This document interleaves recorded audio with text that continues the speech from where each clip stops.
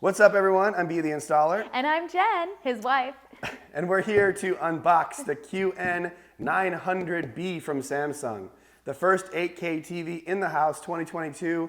Really excited to do that. I'm going to show you all the features, the One Connect box, all that stuff. And then we're going to look at it versus the Samsung frame. Which I'm really excited to see because I've got the frame up in my office and I hear that this is even better than the frame.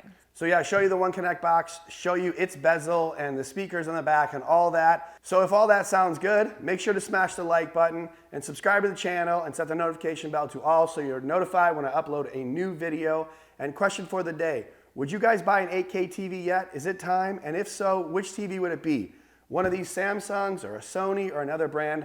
Let me know in the comments and let's get into this. All right, you ready? You want to do the honors of cutting this bad boy open? Sure will. I'm going to use this cool ridge knife.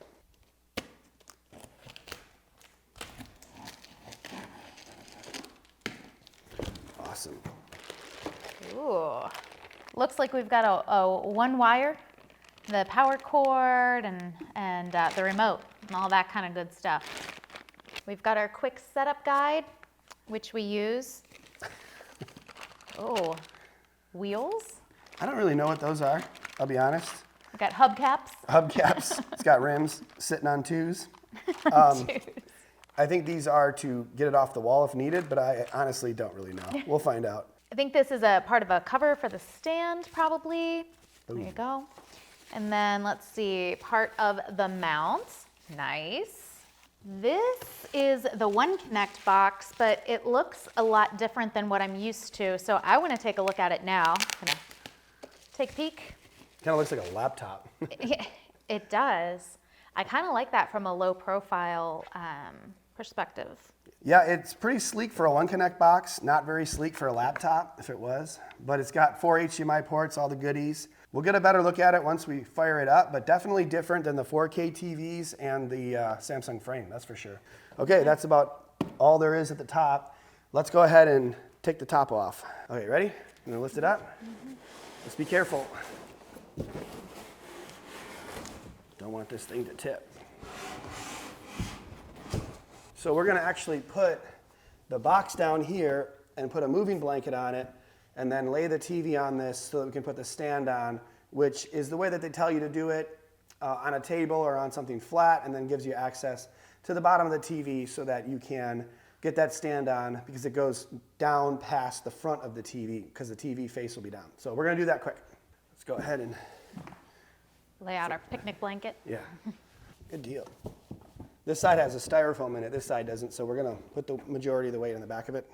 So here is the stand, the nice silver metal stand. We're gonna need this and the other part from the top.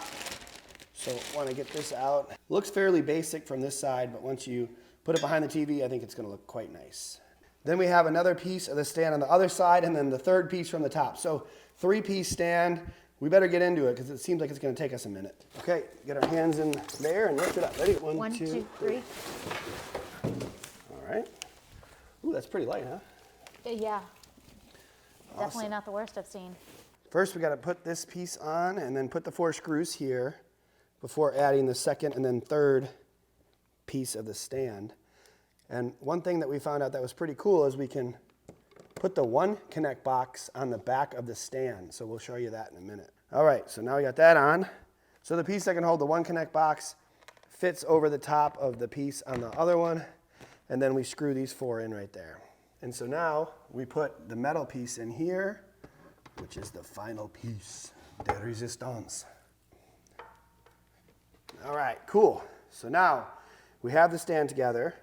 We could put the One Connect box right here, but let's stand this sucker up and get it up on to our fantastic IKEA Besta frame that everybody asks me about where I got that dresser, they say. That's so cool. IKEA, we just made it ourselves. 2 46-inch Besta frames together with some cream-looking doors. Go get one for yourself. All right, you ready to do this? Yeah, let's do it. Let's stand it up. 1, 2, 3. Hold on, this is off the edge. Okay, there we go. It's off the heezy for sheezy? Yeah. Okay. All right, ready? 1, 2, 3, up. So light.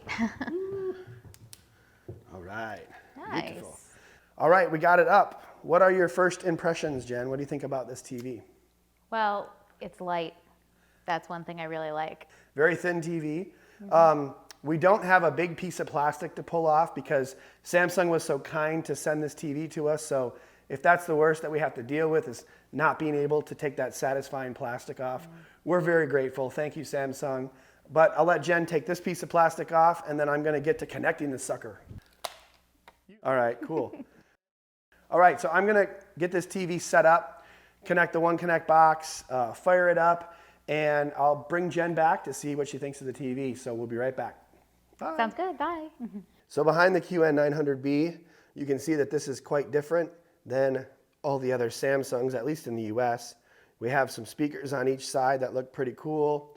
The back of the TV is just a very different style. It almost looks like this new LG C2 where it's kind of a matte finish. There's a VESA pattern here that you can mount it on a traditional TV mount. The stand actually accommodates the One Connect box, which I'm going to show you in a second. And then you connect your one wire in here. And I actually have all the goodies that Jen showed you earlier. We have the longer one wire here, the remote, which I'll take out in a bit. And this is a shorter one wire that we can actually connect right here from the One Connect box straight into the TV. And then, of course, we have the power cord.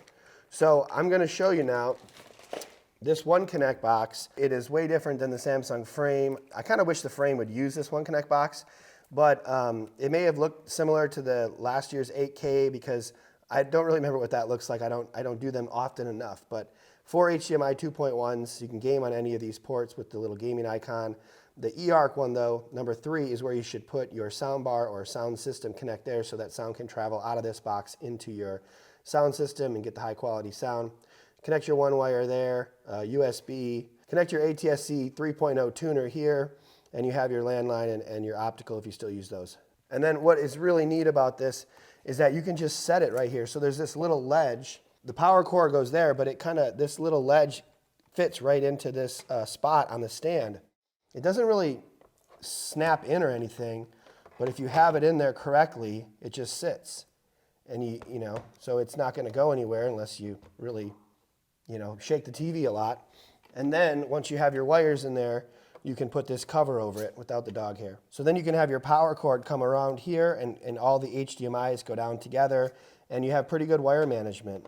I kind of wish it would be kind of in the middle here, that there'd be a little spot in the middle that the cords could come out, but still pretty neat. I like it, and it takes the brains out of the TV and now you have them here, or you could also use the longer one wire and you could have this all sit in a cabinet, which is kind of what I was thinking about doing.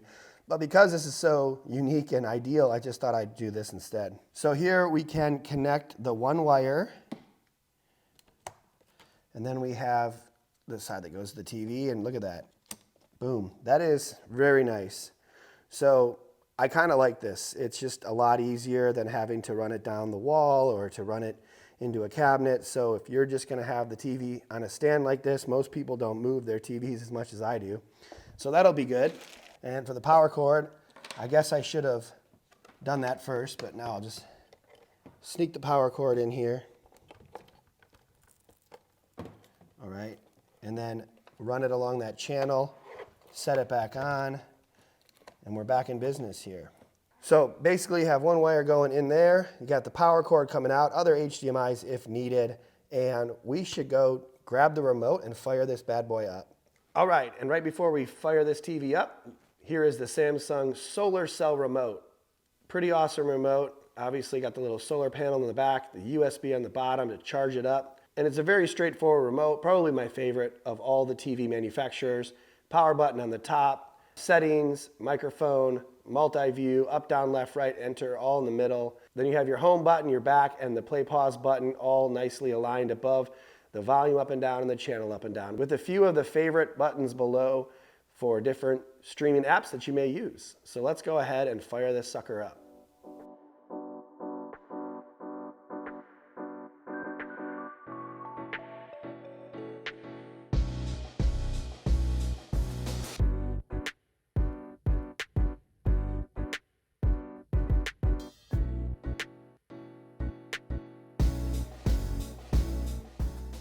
Okay, so here I am on the home page of the Tizen 22OS. And when I was setting it up, it seemed like everything moved pretty quickly. I thought maybe that was an 8K thing, better processing and all that. But when I'm moving around the menu. It's not quite as slow, I guess, but it's still not the swiftest OS in the world. I do want to go into the settings real quick and make sure that it is set at least to not having the different power restrictions on it. There it does have the optimization, all this stuff we can turn off, and make sure that we're at full brightness. And then really quickly go back into the settings and just choose, we're in standard mode. I could turn it to filmmaker mode right away and then go ahead and mess around with the brightness and different settings here. So I'll do this, get this set. We'll go back to the home screen here in a second.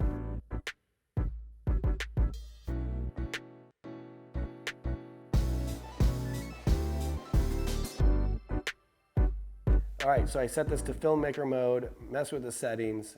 Just wanted to show you the new OS. I've shown this on other videos, but instead of having a little pop-up from the bottom, now you have this home screen when you hit home that has all your apps in the middle here. It'll show what you've watched recently here, and it has some of the other Samsung Plus channels, which again, I've said Samsung Plus is really good for the freebies. On previous models of Samsung TVs I've had in my house, when it just comes on to the Samsung Plus TV channels, normally I'll get addicted to watching things like, you know, Kitchen Nightmares or something like that. So pretty useful, but of course you have all your apps, pretty much any app you can think of. On the side here, you can go up into the ambient mode and choose different backgrounds. It's not quite the same as a Samsung frame with regards to how cool that art looks, but it's still pretty cool that you can get into some of this motion art, ambient mode stuff that's similar to the frame here. Select it as your favorites. You can check the screen settings, make sure, you know, make it a little brighter if you want. It's pretty cool, I like it. And there's a lot of stuff you can choose, whether it's pictures or videos. So it's pretty neat. I definitely think it's nice, especially with this 8K TV that has the One Connect box, so it can be installed on the wall, very similar to the frame with a very low profile and looks very cool. And then to get in your settings, you can either press the settings button on the remote a couple times or go down into the menus, click on settings. You also have the multi-view here where you can see picture-in-picture, which is cool, watch a video on one side, game on the other, put your phone up to it and show what's on your phone. Then it has a different input screen as well. So that's pretty much it. Again, OS, not bad. It's not my favorite, but it's just fine. You can always get a different device if you want. But I'm going to take some time to look at some of the different content and come back with my first impressions on the QN900B.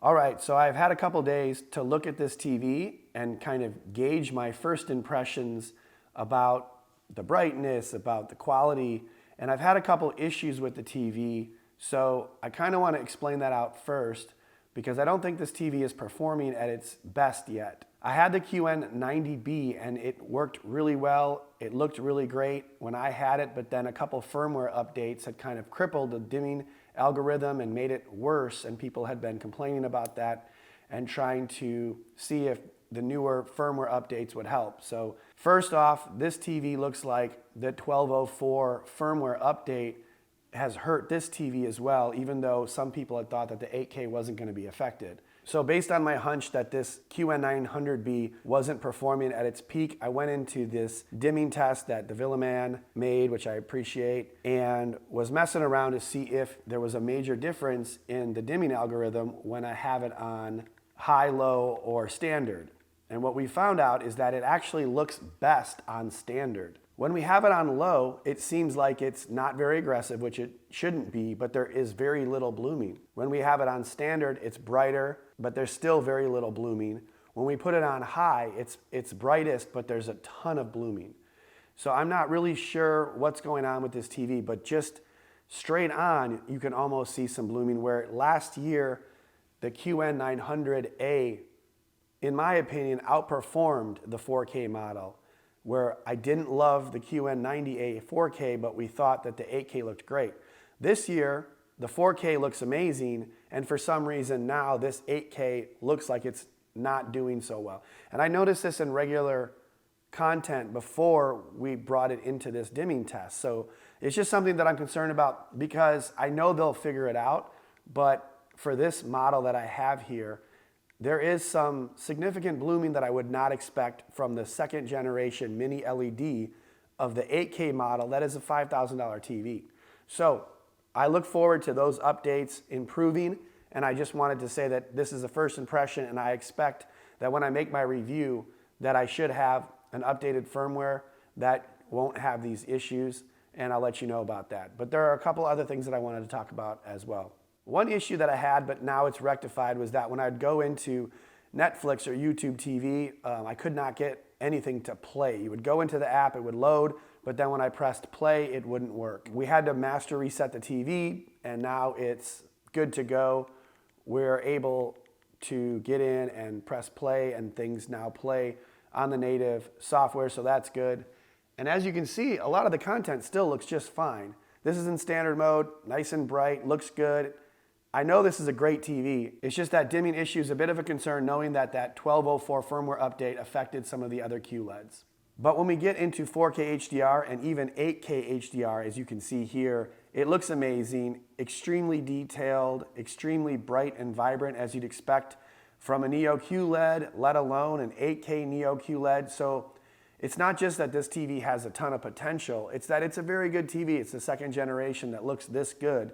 It just has a little bit of downside, but when you watch something that's super vibrant like this, you can clearly see that this is one of the brightest and best TVs. However, when I put on a movie like Encanto that's in 4K HDR, I'm noticing around this menu that there is some blooming that I just wouldn't expect to see with this TV. I didn't see it in the 4K, and again, I think it has to do with the firmware issue. So bright scenes, amazing, look great. The darker stuff looks a little bit more like the QN900B that I had before. Again, I don't want to say that it's just a permanent thing. I think this TV has amazing potential, and the QN900A last year looked incredible. So I just need to speak with Samsung and find out if there's a firmware update that I can get to help improve the dimming algorithm, or if this is something that we're gonna have to deal with for a while. This QN900B 8K is one of the coolest looking TVs that anyone has ever made, let alone Samsung. It reminds me of the Samsung frame to a degree in that it has the one connect box, and it can be mounted on the no gap wall mount. And it is a very cool thin bezel that looks great when you hang it over fireplaces or other areas where you want to see a very low profile. Now, it doesn't have the ability to put a customizable bezel on it like the Samsung frame does, but it is a far superior TV with regards to how good the picture quality looks. So if you're into TV first and art second, this might be your best bet. If you're looking at getting a TV that's really good artwork on the wall, the Samsung frame is one of the most recommended products for people that are really concerned about the interior decoration of their house. But I'll have more of these kind of details in a full review, along with my results of the firmware update and how I feel about this TV in general. Remember, this is first impressions only. Great unboxing setup, and overall the TV looks great in most scenes. I'm just concerned a bit about how this firmware update is affecting this TV, and I want to get more information before we go any further. So make sure to smash the like button, subscribe to the channel, and hit the notification bell so you get that review and other videos. Just like that, you can be the installer. It's Brandon. Oh. He told me there was plastic to peel, so yay.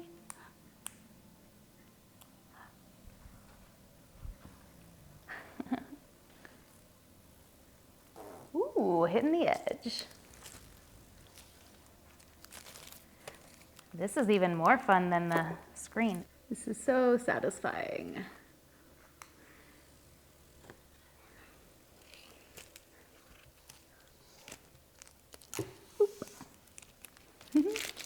Ooh, and I got a big piece right here.